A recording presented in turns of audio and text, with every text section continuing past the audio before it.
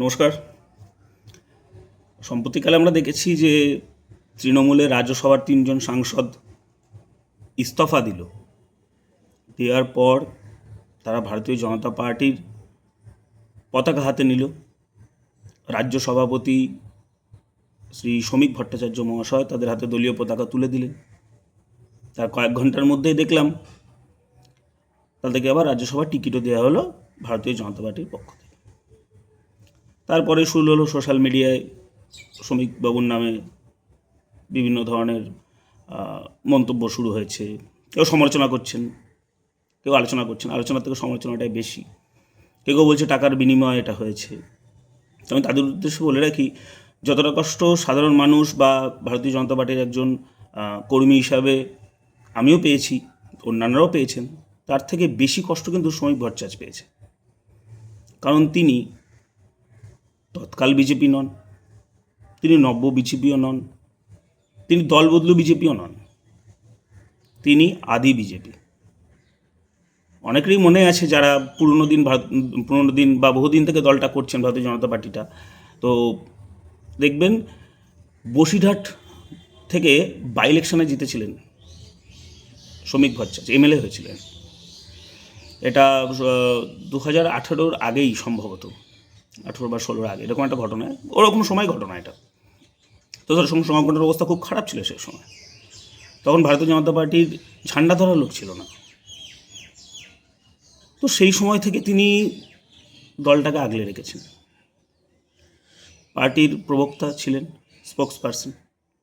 তারপর তিনি রাজ্যসভার সাংসদ করে ভারতীয় জনতা পার্টি, তারপর থেকে রাজ্য সভাপতি করে, এবং তার রাজ্য সভাপতি হওয়ার সময়কালে কিন্তু ভারতীয় জনতা পার্টি একক সংখ্যাগরিষ্ঠতা পেয়েছে, 208টা আসন জিতেছে পশ্চিমবঙ্গে, এবং একটা হিন্দুত্ববাদী রাষ্ট্রবাদী সরকারের প্রতিষ্ঠা হয়েছে এই বাংলায়। তো সুতরাং তার নামে সমালোচনা করার আগে দলীয় শৃঙ্খলাটা একটু মাথায় রাখবেন। একজন কর্মী হিসাবে আমিও খুব কষ্ট পেয়েছিলাম যখন এই ভিডিওটা দেখেছিলাম, তাদের জয়নিংটা দেখেছি। কিন্তু বাস্তবটা মানতে হবে, কেন তাদের নেওয়া হয়েছে। তার আসল কারণ হচ্ছে এই যে মনসুন সিজনটা আসছে, এই মাসটা থেকে শুরু হবে লোকসভা অর্থাৎ নিম্নকক্ষে এবং রাজ্যসভা অর্থাৎ উচ্চকক্ষে। সেখানে আমাদের 2/3 মেজরিটি চাই সংবিধান সংশোধন করতে গেলে, যেটা আমাদের কাছে এই মুহূর্তে নেই। 161টা থেকে 163টা রাজ্যসভা সাংসদ আমাদের প্রয়োজন। এনডিএ জোট অর্থাৎ বিজেপির জোটের কাছে আছে 150। তো সেই কারণেই এগুলো করা হচ্ছে। তাদেরকে দলে নেওয়া হয়েছে ইস্তফা দেওয়ার পরে, এবং তাদের টিকিট দেওয়া হয়েছে। আমি আপনার সাথে একদম সহমত। ভালো তৃণমূল, খারাপ তৃণমূল বলে কিছু হয় না। তৃণমূলই হয়, অর্থাৎ তারা প্রত্যেকেই খারাপ তৃণমূল। এখন ক্ষমতায় তারা নেই, তাই এখন তারা ভালো তৃণমূল সেজেছে যে আমরা কিছু পাইনি। কিন্তু এই দীর্ঘ 15 বছর ধরে জগদ্দল পাথরের মতন বসে তারা পশ্চিমবঙ্গের মানুষকে শোষণ করেছে। এটা একদম আমি সহমত আপনাদের সাথে। কিন্তু কিছু কিছু বিল আছে যেটা আমাদের পাশ করানো খুব প্রয়োজন ভারত সরকারের। যেমন ডিলিমিটেশন বিল আছে। ডিলিমিটেশন বিলটা কি? জনসংখ্যার নিরিখে আমাদের যেটা পরিসীমন বলা হয়, সেই পরিসীমনটা করা হবে, অর্থাৎ 50% সিট বাড়বে।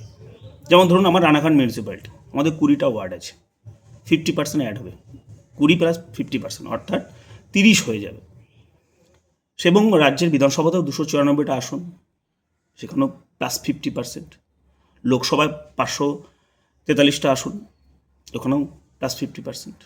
রাজ্যসভায় 245টা আসন আছে, সেখানেও +50%। এছাড়া 33% রিজার্ভেশন দেবে মহিলাদের। অনেক মা বোনের এরকম কথা বলেন যে কেন্দ্র সরকার আমাদের জন্য কী করে, এবং সমাজের একটা শ্রেণীর ধারণা আছে যে ভারতীয় জনতা পার্টি পুরুষতান্ত্রিক সমাজ চায়, কিন্তু এটা ভুল। সমাজে পুরুষ এবং মহিলা উভয়েরই সমান অধিকার আছে, তাই তাদের রিজার্ভেশন দেওয়ার চিন্তাধারা নিয়েছে এবং সিদ্ধান্ত নিয়েছে মোদী সরকার।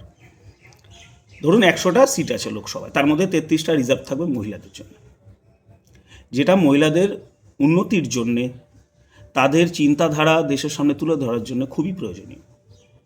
এছাড়া আরেকটি বিল আসতে চলেছে যে যদি কোনো মুখ্যমন্ত্রী, প্রধানমন্ত্রী বা যে কোনো মন্ত্রী 30 দিনের বেশি জেলে থাকে বা তার লং টার্মে সাজা হয়ে গেছে আদালত থেকে, তাকে ইস্তফা দিয়ে দিতে হবে।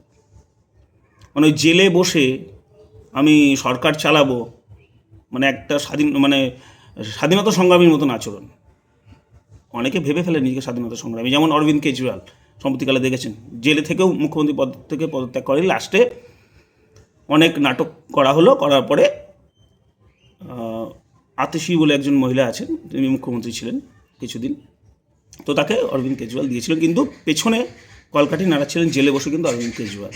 তো এরকম ঘটনা যাতে ভারতবর্ষে আর না ঘটে সেই জন্য কিন্তু এই বিলগুলো আনা হচ্ছে, এবং যার এই বিলগুলো পাশ করানোর জন্যেই সম্প্রতিকালে এই দলবদলের ঘটনাটা ঘটেছে, এবং আগামী দিন আরও ঘটতে পারে। এরকম বৃহৎ উদ্দেশ্য, মহৎ উদ্দেশ্য সফল করতে গেলে ছোটোখাটো বিষয়গুলোকে মেনে নিতে হয়। হচ্ছে সমাজবাদী পার্টি, এসপি, অখিলেশ যাদবের পার্টি, তাদের 2/3 ভেঙে আসতে পারে, অথবা ইস্তফা দিতে পারে, অথবা লোকসভায় এবং রাজ্যসভায় ভোটদান থেকে তারা বিরত থাকতে পারে, যাতে 2/3 যে নাম্বারটা সেটা আরও কমে আসে। সেই চেষ্টাই চলছে। সুতরাং মন খারাপ করবেন না। আমি এখনও বলছি, যতটা দুঃখ কষ্ট আপনি পেয়েছেন, আমি পেয়েছি, তার থেকেও বেশি কষ্ট কিন্তু শ্রমিকবাবু পেয়েছেন। ভালো করে ভিডিওটা দেখবেন, তার মুখটা দেখবেন, স্লো মোশনে দেখবেন, তাহলে বুঝতে পারবেন। আমি অনেকবার দেখেছি।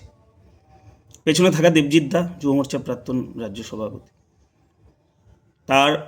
তিনি যখন রাজ্য সভাপতি ছিলেন, আমি নদিয়া জেলা যুব মোর্চার পদে ছিলাম, তার মুখটা আমি দেখেছি। আমি সায়ন্তনদার কথাও ভাবি, রাজু বন্দ্যোপাধ্যায় তার কথাও চিন্তা করি।